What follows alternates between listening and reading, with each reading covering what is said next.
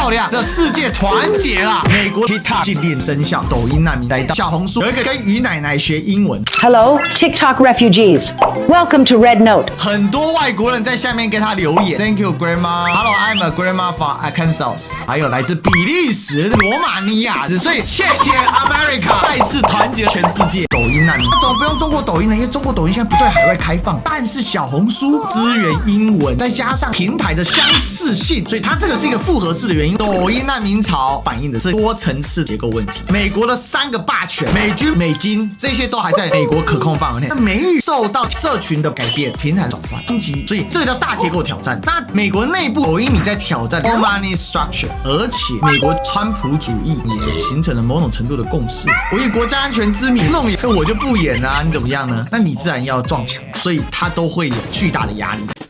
Ladies and gentlemen, welcome the host.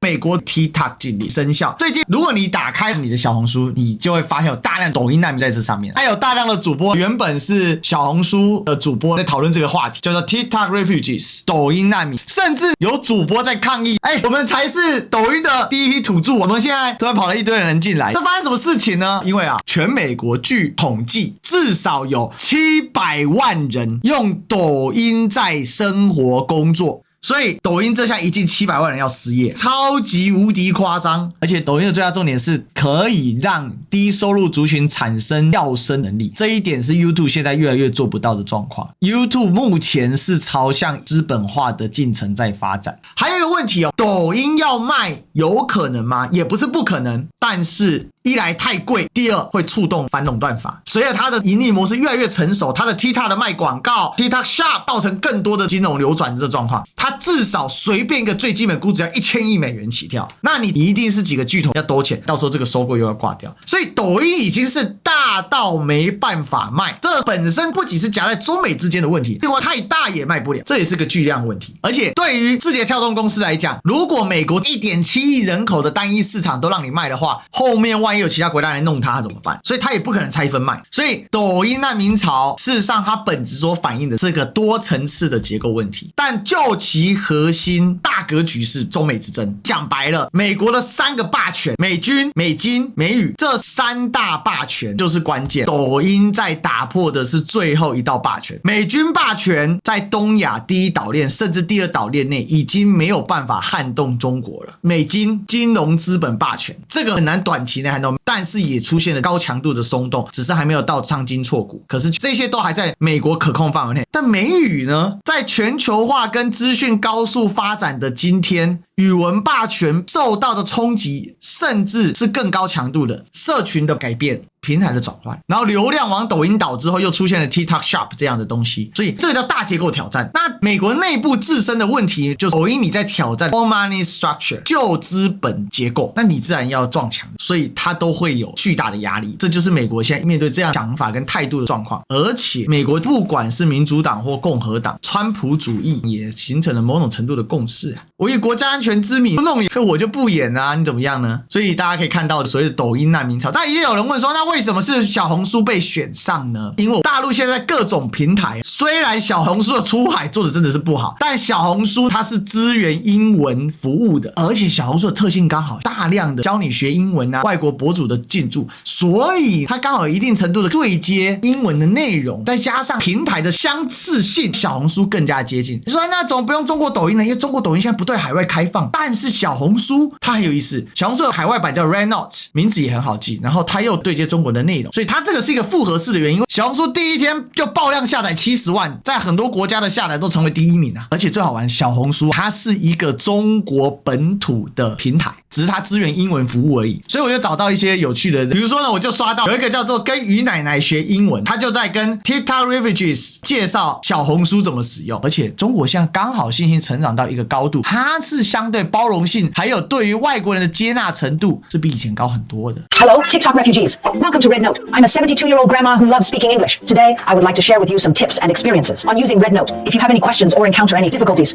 feel free to ask me anytime. 很多外国人在下面给他留言 ，Give me love, thank you grandma. Hello, I'm a grandma from Arkansas. 很有意思啊，一大堆美国人跑来啊，还有来自比利时的。还有来自罗马尼亚的 Beautiful World United Hello from Romania 漂亮，这世界团结了，我的天哪，这简直是了啊！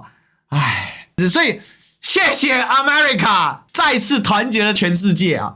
太疯狂了，而且很多原本就在小红书入驻的外国人，比如说有一个叫小蹦蹦吃法餐的、这讲得很好笑。以前一群难民正在跑到小红书了，为什么？因为在美国很狗被禁了，因为呢，川普怀疑是中国把控的媒体，结果呢，美国人民跑到了一个100%是中国的 APP 上，这说明什么呢？说明美国人民信任中国。我希望他们理解这个信号，对美国人来说，天差了，天一亮。还有这哥说英文，他就模仿了川普来讽刺哦。Folks, today I'm taking you out of the classroom into the battlefield right here in the downtown area of Chongqing. And today I'm going to teach you something that's really amazing, and it's going to blow people away, and this is really unique. You won't learn this anywhere else. Today is going to be a special lesson. 所以这件事情真的很好笑、川普靠抖音取得了巨大的成功，但川普之前进了抖音，他让拜登拿了一把刀去砍他，拜登挖了一个坑给川普跳，现在大家都在嘲讽川普，因为川普上台了。OK， 这实在是太闹了。还有一个是纯粹的外国人摄影师。I woke up this morning to find out that over 100,000 of you are now following me. 这个追星者乔治在其他地方都不算很多的追踪者，结果1月13号的晚上，因为好奇加入了小红书，想知道中国朋友对天文摄影的看法。17号早上睡醒的时候，就有超过10万人关注了他。所以这也是一个重新洗牌的过程，这也就是为什么这些人他们宁愿去小红书，他们不愿意去原本 YouTube、Instagram、Facebook 甚至在 Twitter 之类的平台，因为那些平台的红利已经吃光了，已经没有蓝海了。所以为什么这一波这么多人跑到了小红书，它是有多层次的原因，这就解答了我们第三层次个人的实践层次。它需要一个大的蓝海。目前小红书现在全球月活用户数突破了1亿人，70%是90后，70%是女性，所以它有一个巨大的潜力市场。而这个样态其实跟整个抖音刚崛起或者正在蓬勃发展的 TikTok 是有很大的接近的。这就是为什么 TikTok refugees 会跑到小红书的 TikTok 禁令来了一个峰回路转，现在竟然又开放了。收到这个消息，最开心的当然是 TikTok 上面广大 TikToker 啦，现在大家跳的跳啊，大家跳得非常的开心哦，还有惊讶不已。Yo, it's back. Yo, TikTok is back. TikTok is back. Let's go, TikTok is back. 所以大家可以看到，这是非常有趣的一个现象哦。整个网络上的一大堆这个关于 TikTok is back video， 你看，连美国的警察都开心。TikTok is back。可见拥有1.7亿用户 TikTok 到底对美国人影响多深。那在这一轮当中 ，TikTok 暂时转危为安，接下来怎么发展还有非常的瓜，我们等着吃。